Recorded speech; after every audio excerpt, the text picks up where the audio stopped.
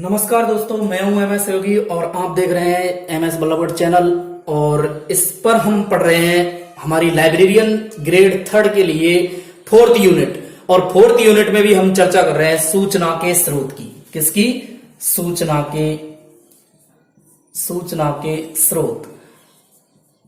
तो संदर्भ सूचना हम पढ़ चुके हैं और अब हमारी फोर्थ यूनिट का अंतिम चरण चल रहा है और इसके बाद में हमारा फोर्थ यूनिट मेरी तरफ से समाप्त हो जाएगा। मुझे पता नहीं आपने इसमें कितनी अच्छे से प्रिपरेशन की है, लेकिन मैंने आपको जो पढ़ाया है वो आपके सिलेबस के अकॉर्डिंग बिल्कुल, उसमें मैंने कोई भी टॉपिक नहीं छोड़ा है। और आप देख रहे हैं कि सूचना के स्रोत, आखिरकार सूचना के स्रोत होते क्या हैं? तो सूचना के स्रोत ये सबसे महत्वपूर्ण टॉपिक है। यहां से 4 या 5 प्रश्न आने वाले हैं आपको। तो दोस्तों, ये बहुत अच्छी वीडियो होने वाली है। अगर आपने हमारे इस चैनल को सब्सक्राइब नहीं किया है तो एक बार सब्सक्राइब कर लें और पास में लगे बेल आइकन को दबाएं, जिससे कि आपको नोटिफिकेशन मिलती रहे। दोस्तों, कल हमारे किसी साथी का एक मैसेज था कि सर आप इसकी एक प्लेलिस्ट बना दें, और प्लेलिस्ट में जिससे कि छात्रों को क्या होगा कि इसको देखने में सुविधा होगी। तो मैं उनसे कहना चाहूंगा कि मैंने इसकी प्लेलिस्ट तैयार कर दी है आपके लिए, सूचना एवं संदर्भ स्रोत। उसमें आपको ये वीडियो मिल जाएंगी, जितनी भी है हमारी फोर्थ यूनिट की पूरी वीडियो उसमें मिल जाएंगी। तो दोस्तों, टॉपिक प्रारंभ करते हैं। सूचना के स्रोत। आखिरकार सूचना के स्रोत होते क्या है? सूचना के स्रोत होते हैं जिन माध्यमों से, क्या कह सकते हैं हम, जिन माध्यमों से हमें सूचना प्राप्त करवाई जाती है वो सूचना के स्रोत कहलाते हैं। तो इसकी सबसे पहले हम परिभाषा के रूप में इसको परिभाषित करेंगे। तो परिभाषा एक बार आप लिख लीजिए अच्छे से। और दोस्तों, साथ के साथ में आप नोट्स बना रहे हैं, मुझे बिल्कुल पता है इस बात का, इसलिए मैं ध्यान रखता हूं कि आपको कोई भी चीज छोड़ के नहीं चलूं। तो आप लिखना प्रारंभ करें। सूचना उपलब्ध करवाने वाली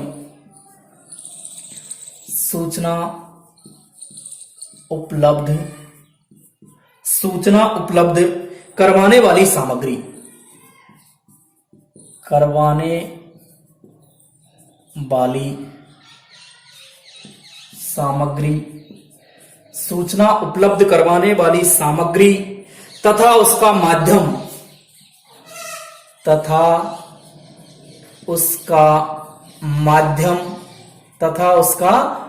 माध्यम ही सूचना स्रोत कहलाती है। सूचना स्रोत कहलाती है।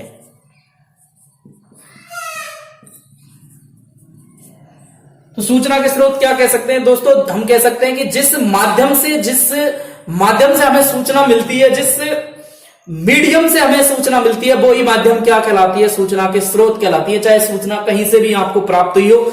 तो मैं चर्चा करूंगा कि सूचना के स्रोतों में डॉक्टर रंगनाथन के अनुसार सबसे पहले हम परिचर्चा करने वाले हैं। तो यहां तक आपने इसको लिख लिया होगा और आपकी इजाजत चाहता हूं कि मैं इसको यहां तक समाप्त कर दूं। डॉक्टर रंगनाथन के अनुसार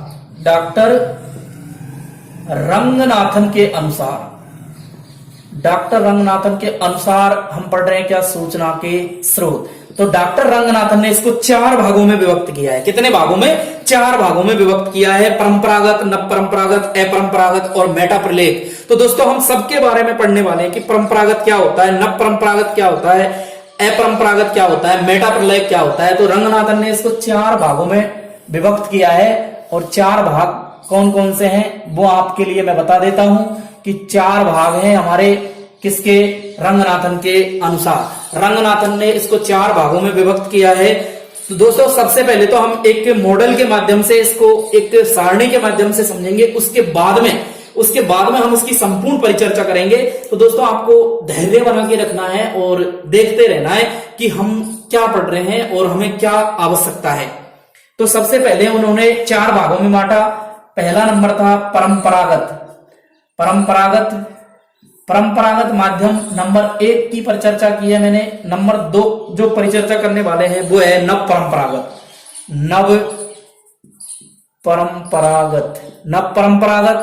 नंबर जो 3 माध्यम लिया था उन्होंने, वो लिया था अपरंपरागत। कौन सा? अपरंपरागत। और नंबर 4 जो माध्यम लिया था वो लिया था मेटा प्रलेख। क्या लिया था? मेटा प्रलेख। तो ये 4 भागों में इसने इसको क्या किया है, बांटा है। तो दोस्तों एक बार फिर से याद कर लें, डॉक्टर रंगनाथन के अनुसार सूचना के स्रोतों को 4 भागों में बांटा गया है, परंपरागत, न परंपरागत, अपरंपरागत और मेटा प्रलेख। परंपरागत जो है उनमें क्या आता है, न परंपरागत में कौन से स्रोत आते हैं, अपरंपरागत में क्या आता है और मेटा प्रलेख में क्या आता है। तो आप एक बार देख लीजिए, मैं इसकी सारणी बना रहा हूं। नंबर 1 जो आएंगे वो आएंगे ग्रंथ, ग्रंथ। इसके बाद में दूसरी आती है, ये यहां आपको दिख रहा है क्या, चलो मैं इसको दोबारा से लिख देता हूं, यहां आपको दिख नहीं रहा है। परंपरागत दोस्तों ये थोड़ा सा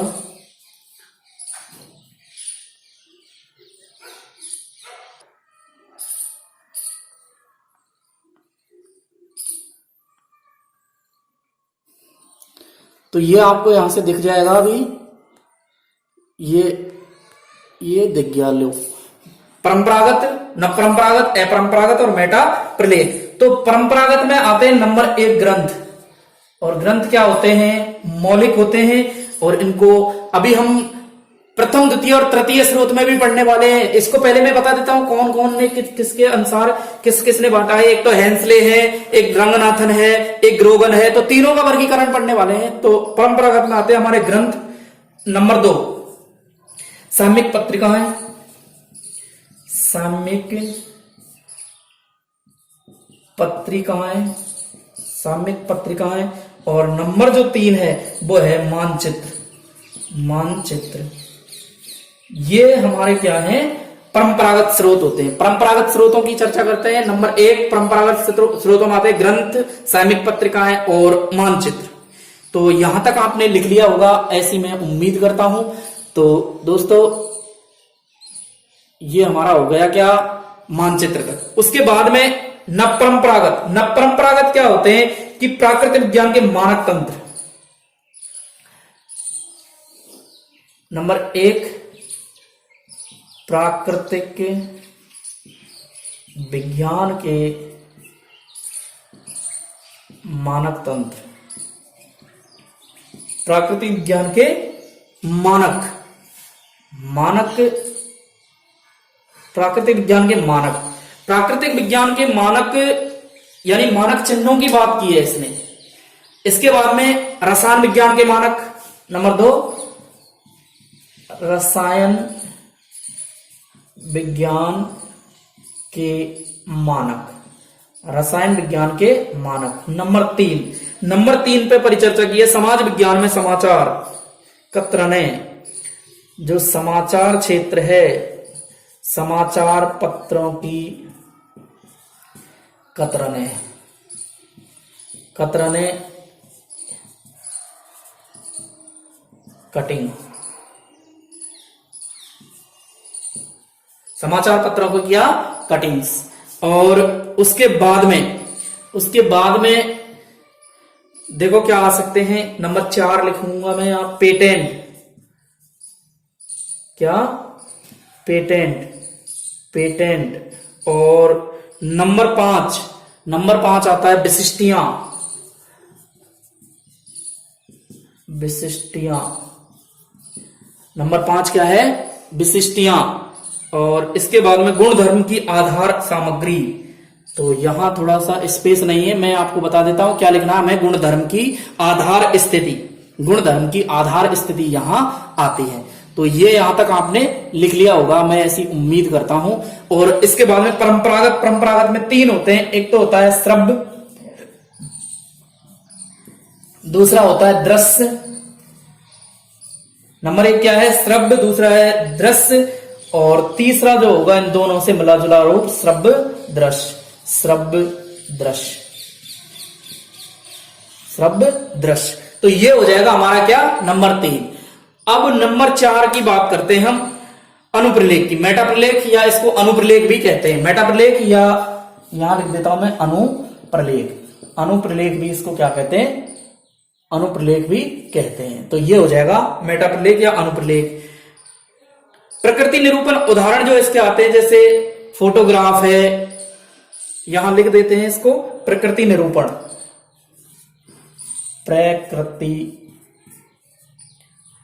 प्रकृति निरूपण। उदाहरण के लिए जैसे फोटोग्राफ, क्या फोटोग्राफ। तो ये आपने देखा किसका वो था, जो इसको बांटा है, विभाजित किया है डॉक्टर रंगनाथन ने। और रंगनाथन ने किस प्रकार विभाजित किया है एक बार अब समझिए आप। मैंने इस सारणी को पूर्ण रूपेण बना दिया है और हमारी जो सारणी है वो कंप्लीट हो चुकी है। तो रंगनाथन ने इसको 4 भागों में बांटा है। डॉक्टर जो रंगनाथन है उन्होंने कितने भागों में बांटा है, इसको 4 भागों में बांटा है। पहला है परंपरागत में इसके 3 पार्ट किए हैं इसने, ग्रंथ, सामयिक पत्रिकाएं और मानचित्र। उसके बाद में दूसरा नंबर आता है हमारा नव परंपरागत में प्राकृतिक विज्ञान के मानक जो होते हैं, चिन्ह होते हैं, जैसे रसायन के लिए होलग्राम होता है और सोने के लिए होलमार्क होता है। जैसे आप किसी लोहे की वस्तुएं ले रहे हैं तो ISI मार्का होता है। तो ये जो मार्का है, जो मानक है, वो इसमें आता है नव परंपरागत में। इसके बाद में समाचार पत्रों की क्या कटिंग, कतरने और पेटेंट, विशिष्टियां और एक मैंने बताया गुणधर्म की आधार सामग्री, वो भी आपको क्या कर लेना है, यहां इसी लाइन में लिख लेना है, न परंपरागत में। उसके बाद में अपरंपरागत में आते हैं आपके शब्द, दृश्य और दृश्य श्रव्य। उसके बाद में आता है हमारा मेटाप्रलेख अनुलेख भी कहते हैं इसको, अनुप्रलेख भी इसको क्या कहते, अनुप्रलेख भी कहते हैं। और प्रकृति निरूपण जैसे फोटोग्राफ्स हैं, ये आते हैं किसमें, मेटाप्रलेख में। तो दोस्तों यहां तक हमारी जो चर्चा हुई है वो किसके अनुसार हुई है, डॉक्टर रंगनाथन के अनुसार हुई है। तो आप इसको लिख लीजिए और एक बार मैं थोड़ा समय भी दे रहा हूं आपको, क्योंकि आप इसको लिखते रहेंगे तो ठीक रहेगा, आपके लिए नोट्स भी कंप्लीट हो जाएंगे।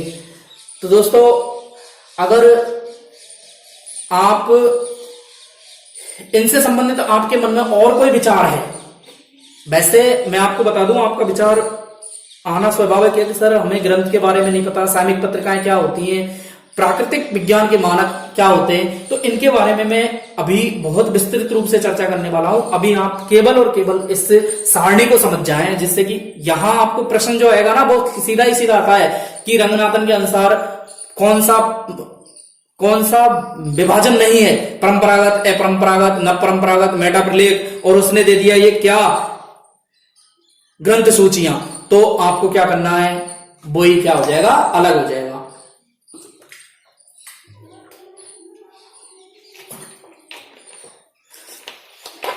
तो दोस्तों आपने इसको लिख लिया होगा।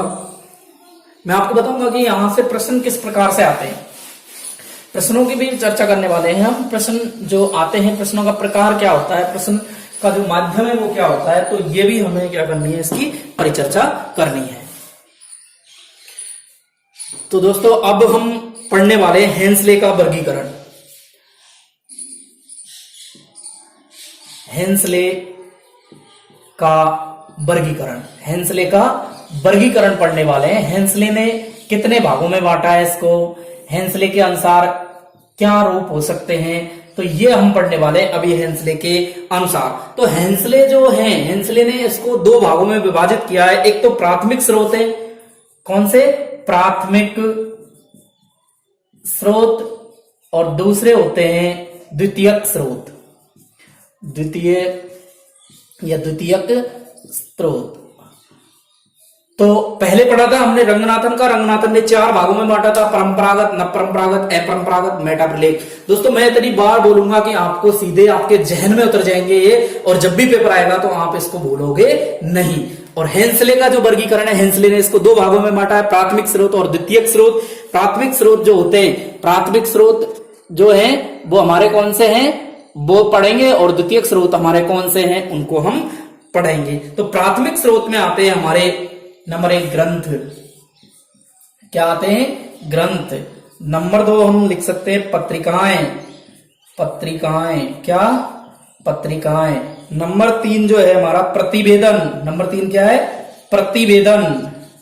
नंबर 3 है हमारा प्रतिवेदन। नंबर जो 4 है, नंबर 4 है एकस्व, एकस्व कहते हैं पेटेंट को, एकस्व, यहां पेटेंट भी लिख लें आप, पेटेंट। और नंबर जो 5 है, नंबर 5 है मानक, नंबर 5 क्या है, मानक, और नंबर जो 6 है वो है व्यावसायिक साहित्य। व्यावसायिक साहित्य, व्यावसायिक साहित्य। तो ये हमारे प्राथमिक स्रोत होते हैं। अब आपको प्रश्न कैसे पूछा जाएगा कि सूचना स्रोत के हेंसले के अनुसार प्राथमिक स्रोत हैं। अभी मैं द्वितीयक स्रोत और लिख देता हूं, फिर इसमें अंतर करके बताएंगे। अब इसमें नंबर 1 आप लिखें सारणी पत्रिकाएं या सारकरण पत्रिकाएं, सारकरण पत्रिकाएं, सारकरण पत्रिकाएं। नंबर 2 है हमारा अनुक्रमणीकरण पत्रिकाएं,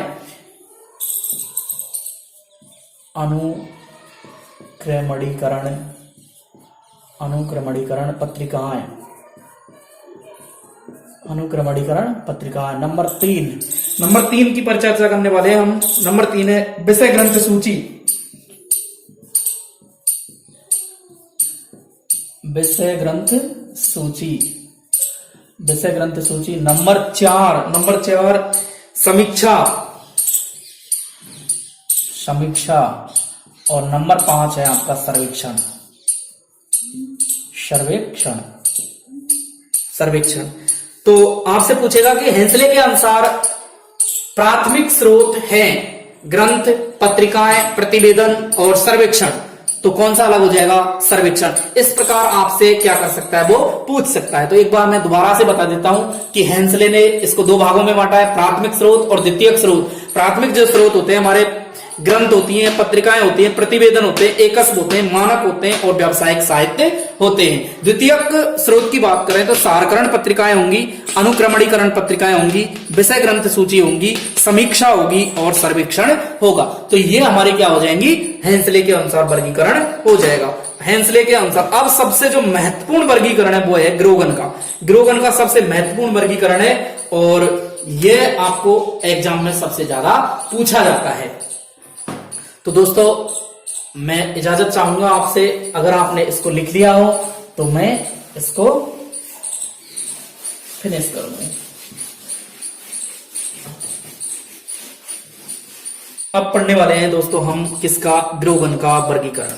किसका, ग्रोगन का वर्गीकरण, ग्रोगन का वर्गीकरण। ग्रोगन के वर्गीकरण की चर्चा करने वाले हैं। तो ग्रोगन ने इसको 3 भागों में बांटा है। ग्रोगन ने कितने भागों में बांटा है, 3 भागों में बांटा है। मैं यहां एक सारणी बना देता हूं, नंबर 1, नंबर 2 और नंबर 3। इसके जो है, एक तो है प्राथमिक स्रोत, प्राथमिक स्रोत। नंबर 2 है द्वितीयक स्रोत, द्वितीय स्रोत। और नंबर 3 है तृतीय स्रोत, तृतीय स्रोत। अब आपको समझना है कि प्राथमिक स्रोत क्या होते हैं, द्वितीय स्रोत क्या होते हैं, तृतीय स्रोत क्या होते हैं। दोस्तों अगर आपने यहां इस वीडियो को अच्छे से देख लिया है तो आपका, मैं ऐसी उम्मीद करता हूं और साथ ही ऐसी कामना भी करता हूं प्रभु से कि आप इस बार सफल हो जाएं और आप इसको ध्यान से समझें कि प्राथमिक स्रोत, द्वितीयक स्रोत, तृतीयक स्रोत आखिर होते क्या हैं। दोस्तों सबसे जो ज्यादा बच्चों की मांग होती है वो इसी टॉपिक की होती है कि सर हमें तो प्राथमिक, द्वितीयक, तृतीयक स्रोत ही नहीं आते। तो उनके लिए मैं बता दूं कि प्राथमिक स्रोत, द्वितीयक स्रोत और तृतीयक स्रोत जो हैं, प्राथमिक स्रोत तो क्या होते हैं, जो मौलिक होते हैं। प्राथमिक स्रोत क्या होते हैं, मौलिक होते हैं। नंबर 1 बात करते हैं हम, नंबर जो 1 परिचर्चा है वो है मौलिक होते हैं, मौलिक होते हैं और ज्ञान प्रदान करते हैं। जो क्या करते हैं, हमें नवीनतम ज्ञान, ज्ञान नहीं नवीनतम ज्ञान लिख सकते हैं हम, नवीनतम ज्ञान प्रदान करते हैं, नवीनतम ज्ञान प्रदान करते हैं, नवीनतम ज्ञान प्रदान करते हैं। तो ये बात आपको समझ में आई क्या। प्राथमिक जो स्रोत होंगे, प्राथमिक स्रोत चाहे कोई भी हो, प्राथमिक स्रोत हमें, चाहे तो आप शोध प्रतिवेदन की बात करें, शोध प्रबंध की बात करें, या एकस्व की बात करें, मानक की बात करें, सम्मेलन कार्यवाही की बात करें, चाहे आप किसी की भी बात करें, ऐसा स्रोत जो मौलिक है और जिससे नवीन ज्ञान की प्राप्ति होती है, वो सबके सब क्या होते हैं, प्राथमिक स्रोत होते हैं। तो मैं ऐसी उम्मीद करता हूं कि प्राथमिक स्रोत आपको समझ में आ गए होंगे कि प्राथमिक स्रोत आखिरकार होते क्या है। प्राथमिक स्रोत होते हैं ये मौलिक होते हैं, मौलिक होते हैं, नवीन ज्ञान की हमें क्या करते हैं, नवीन ज्ञान हमें प्रदान करते हैं, वो प्राथमिक स्रोत होंगे। नंबर दो क्या है, इसको समझना है। इसको यहां आप इसको कनेक्ट करके पढ़ेंगे हम। कैसे कि द्वितीयक जो स्रोत होते हैं, द्वितीयक स्रोत प्राथमिक स्रोतों के माध्यम से ही सूचना का संकलन किया जाता है। द्वितीयक स्रोतों में क्या होता है, प्राथमिक, मैं लिख देता हूं यहां आपको, प्राथमिक स्रोतों के माध्यम से, प्राथमिक स्रोतों के माध्यम से ही, प्राथमिक स्रोतों के माध्यम से ही सूचना संकलन की जाती है, सूचना संकलन की जाती है। अब देखिए आप कि जो द्वितीयक स्रोत होते हैं, द्वितीयक स्रोत हैं हमारे प्राथमिक स्रोतों के माध्यम से, होते तो प्राथमिक स्रोत हैं, लेकिन उनका जो प्राथमिक स्रोतों में से संकलन करते हैं, प्राथमिक, देखो पढ़ो लाइन को, प्राथमिक स्रोतों के माध्यम से ही, यहां प्राथमिक स्रोतों के माध्यम से ही सूचना संकलन की जाती है। होते तो प्राथमिक स्रोत है, लेकिन उनके माध्यम, उनमें से ही जो सूचना प्राप्त की जाएगी वो होते हैं आपके कौन से, द्वितीयक स्रोत। द्वितीयक स्रोत आपके कौन से होते हैं, जो प्राथमिक स्रोत होते हैं, और उनमें से हम क्या है, सूचनाओं को एकत्रित कर लेते हैं, तो वो होंगे हमारे क्या, प्राथमिक स्रोत। तो यहां तक आपको ये चीज समझ में आ गई होगी। अब पढ़ते हैं तृतीय स्रोत। तृतीय स्रोत ये क्या होते हैं, ये होते हैं संकेत, ये संकेत होते हैं, ये संकेत होते हैं। तो यहां आप देखें कि तृतीयक जो स्रोत होते हैं ये संकेत होते हैं, और ये प्राथमिक और द्वितीयक स्रोतों तक पहुंचने के लिए काम में लिए जाते हैं। तो प्राथमिक और द्वितीयक, प्राथमिक और द्वितीयक, इन स्रोतों तक पहुंचने का काम जो किया जाता है वो तृतीयक स्रोतों से किया जाता है। तो ये आप समझे या नहीं, आप मुझे एक बार कमेंट बॉक्स में थंब का निशान लगा के बताएं। अगर आपने ये वीडियो पूरी देखी है तो मैं लास्ट में आपके सबके कमेंट देखता हूं, और ये भी देखता हूं कि आप कहां तक सही हो, और आपका जो फीडबैक है वो मेरे लिए क्या मिल रहा है। तो ग्रोगन का जो वर्गीकरण है उसने 3 भागों में इसको विभाजित किया है। प्राथमिक स्रोत होते हैं, द्वितीयक स्रोत होते हैं, और तृतीयक स्रोत होते हैं। प्राथमिक स्रोत मौलिक होते हैं, नवीन ज्ञान हमें प्रदान करवाते हैं। प्राथमिक स्रोतों के अभी मैं उदाहरण भी बताऊंगा आपको कि प्राथमिक स्रोत होते कौन से हैं। तो ये आपके हो जाएंगे, मौलिक होते हैं, नवीनतम ज्ञान के हमें क्या करते हैं, प्रदान करवाते हैं। द्वितीयक स्रोत होते हैं, प्राथमिक स्रोतों के माध्यम से ही सूचनाओं का संकलन करवाया जाता है। और तृतीयक स्रोत होते हैं, प्राथमिक एवं द्वितीयक स्रोतों को संकेतों के माध्यम से उन तक पहुंचने का जो कार्य किया जाता है वो कौन से होते हैं, तृतीयक स्रोत होते हैं। मैं ऐसी उम्मीद करता हूं कि अब आप अच्छे से समझ चुके हैं। तो दोस्तों हमने अब जो पढ़ा है वो क्या पढ़ा है, एक बार दोबारा से दोहरा देता हूं मैं। सूचना के स्रोतों के माध्यम से हमने सूचना के स्रोतों का टॉपिक स्टार्ट किया था, और मैंने बताया था कि किसी भी माध्यम से आपको सूचना प्राप्त हो जाए वही क्या है, सूचना का स्रोत कहलाता है। सबसे पहले हमने रंगनाथन का वर्गीकरण पढ़ा था। रंगनाथन का जो वर्गीकरण था, रंगनाथन के वर्गीकरण में हमने बताया था कि रंगनाथन का वर्गीकरण 4 भागों में बांटा गया है। आप चाहो तो अपने नोट्स को जो पलट के देख लीजिए, मैंने वहां लिखाया था कि नवीनतम जो होते हैं वो 4 होते हैं। रंगनाथन के जो भाग है उन्होंने रंगनाथन के अनुसार सूचना के स्रोतों को 4 भागों में बांटा है। और 4 भाग कौन कौन से बताए, परंपरागत, न परंपरागत, अपरंपरागत और मेटा प्रलेप।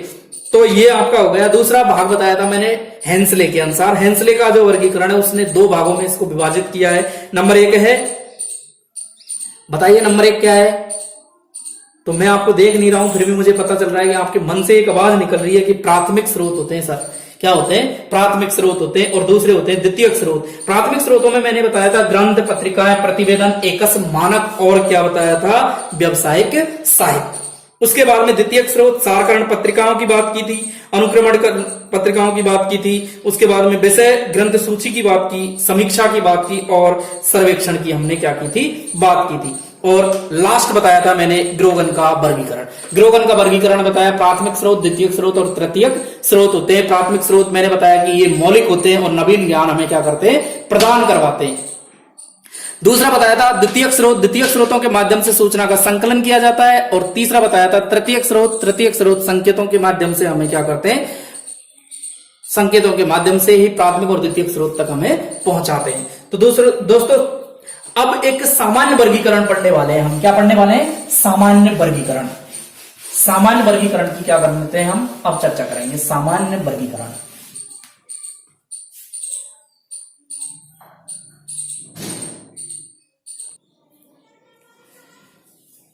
दोस्तों यह है हमारा सूचना स्रोत का वर्गीकरण। और सूचना स्रोत के वर्गीकरण में हमने इसको किस प्रकार से डिवाइड किया है, तो एक बार आप देख लीजिए कि सूचना स्रोत का जो वर्गीकरण है मैंने किस प्रकार से बांटा है। कि सूचना स्रोत का जो सामान्य वर्गीकरण है, इससे पहले मैंने 3 बताए, तीनों आपने देखे। कि देखिए प्रलेखीय जो सूचना स्रोत होते हैं वे होते हैं प्राथमिक, द्वितीयक और तृतीयक। प्राथमिक, द्वितीयक और तृतीयक जो स्रोत होंगे उसके बाद प्राथमिक में हमारी होती है सामयिक प्रकाशन। सामयिक प्रकाशन का मीन्स है जो हमारी समसामयिकी होती है उनका जो प्रकाशन किया जाएगा। यानी मैंने आपको बताया कि प्राथमिक जो स्रोत होंगे, प्राथमिक स्रोत वे होते हैं जिनके माध्यम से हमें नवीन ज्ञान की प्राप्ति होती है और जो मौलिक होते हैं। तो बताइए आपको सामयिक जो प्रकाशन है उससे नवीन ज्ञान की प्राप्ति होगी या नहीं होगी? तो होगी नवीन ज्ञान की प्राप्ति। तो ये हमारे प्राथमिक स्रोत में आते हैं। उसके बाद में शोध प्रतिवेदन, यानी दूसरा है, मैं इनकी डिटेल अभी कम बता रहा हूं आपको, इसकी एक और वीडियो बनाएंगे जिसमें हम इनके बारे में संपूर्ण एक एक टॉपिक के बारे में विस्तृत रूप से चर्चा करेंगे। तो ये हो जाएगा सामयिक प्रकाशन, हो जाएगा शोध प्रतिवेदन। शोध प्रतिवेदन एक होता है हमारा शोध प्रबंध जिसको थीसिस कहते हैं हम। एक होता है शोध पत्र। शोध पत्र शोधकर्ता जो पत्र लिखते हैं उनके लिए पेटेंट एकस्क जो होंगे आपके वो हो जाएंगे। एक होते हैं मानक। मानक अभी जैसे मैंने आपको बताया जो मार्का होते हैं वो होते हैं मानक। इसके बाद में है सम्मेलन कार्यवाही। सम्मेलन की कार्यवाही भी इसी से संबंधित होगी। औद्योगिक एवं व्यावसायिक साहित्य जो होते हैं वो भी हमारे प्राथमिक स्रोत में आते हैं। इसके बाद में अप्रलेख सामग्रियां जो जिनको प्रकाशित नहीं की जा सकती है, यानी प्रकाशित नहीं की गई है किसी वजह से, तो उनमें कौन कौन से हमारे स्रोत आते हैं? डायरी। इसके बाद में बैठक की कार्यवाही, पांडुलिपियां, फाइल, साक्षात्कार, शिलालेख, ये भी किससे संबंधित है? हमारे प्राथमिक स्रोत से संबंधित है। दोस्तों दूसरा है हमारा द्वितीयक स्रोत। द्वितीयक स्रोत में हमारे आते हैं सामयिक प्रकाशन। कौन से आते हैं? सामयिक प्रकाशन। सामयिक प्रकाशन होते हैं और सारकरण पत्रिकाएं, अनुक्रमणीकरण पत्रिकाएं, ग्रंथ प्रगति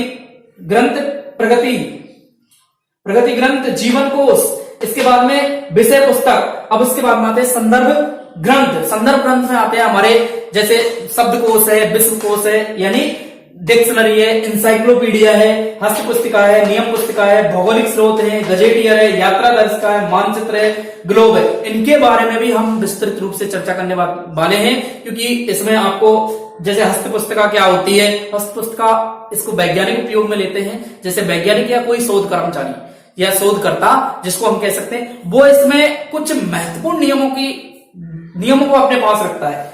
और जैसे गजेटियर है, भौगोलिक स्रोत है, इन सब के बारे में मैं विस्तृत रूप से आपको बताने वाला हूं। तो आपको बिल्कुल टेंशन लेने की आवश्यकता नहीं है। बहुत जल्दी यानी कल ही मैं इसकी ये वीडियो उपलब्ध करवा दूंगा आपको। इसके बाद में आते हैं हमारे तृतीयक स्रोत। तृतीयक स्रोत में आते हैं हमारे निर्देश का, वार्षिकी, साहित्य मार्ग, दर्शिका, शोध प्रगति सूचना, बिब्लियोग्राफी और बिब्लियोग्राफी, यानी ग्रंथ सूचियों की ग्रंथ सूची कहलाती है आपकी बिब्लियोग्राफी और बिब्लियोग्राफी। इसको तृतीय स्रोत में रखा है। और तृतीय स्रोत के बारे में मैंने आपको बताया था कि पहला जो प्रथम स्रोत होते हैं, प्राथमिक जो होते हैं, वो हमें मौलिक ज्ञान की प्राप्ति करवाते हैं, नवीन ज्ञान की प्राप्ति करवाते हैं। द्वितीय जो होते हैं मौलिक ज्ञान में कुछ फेरबदल करके उनमें से हम कुछ एक्सेप्ट कर लेते हैं, वो होता है द्वितीय। और तृतीय होते हैं ये केवल संकेत होते हैं और इनके माध्यम से प्राथमिक और द्वितीय तक पहुंचा जा सकता है। इसके बाद में अप्रलेखीय सामग्री होती है। अप्रलेखीय सामग्री हमारी औपचारिक और अनौपचारिक, इनको 2 भागों में बांटा गया है। ये हम पढ़ रहे हैं सूचना स्रोत का सामान्य वर्गीकरण। शोध संस्थाएं, विद्यालय, विश्वविद्यालय, विद्युत संस्थाएं, सरकारी विभाग, औद्योगिक प्रतिष्ठान। और उसके बाद में आती है हमारी अनौपचारिक में भेंट वार्ता, वार्तालाप, जनसंचार, स्रोत, मानव संसाधन। तो दोस्तों ये वीडियो आपको कैसी लगी, एक बार मैं चाहूंगा कि आप इसका एक स्क्रीनशॉट ले लें। स्क्रीनशॉट से आपको समझ में आ जाएगा कि कौन सी चीज कहां लिखी है। तो मैं उम्मीद करता हूं आपने स्क्रीनशॉट ले लिया होगा। तो दोस्तों अगर आपको हमारा ये चैनल अच्छा लगता है और आप इससे कुछ नया सीख रहे हैं, तो कुछ अच्छा सीख रहे हैं और ऐसी ही वीडियो प्राप्त करने के लिए आप हमारे चैनल की सदस्यता ग्रहण कर लें और पास में जो बेल आइकन का निशान है उसको दबा लें, जिससे कि आपको रोज आने वाली नोटिफिकेशन मिलती रहेगी। Thank you so much.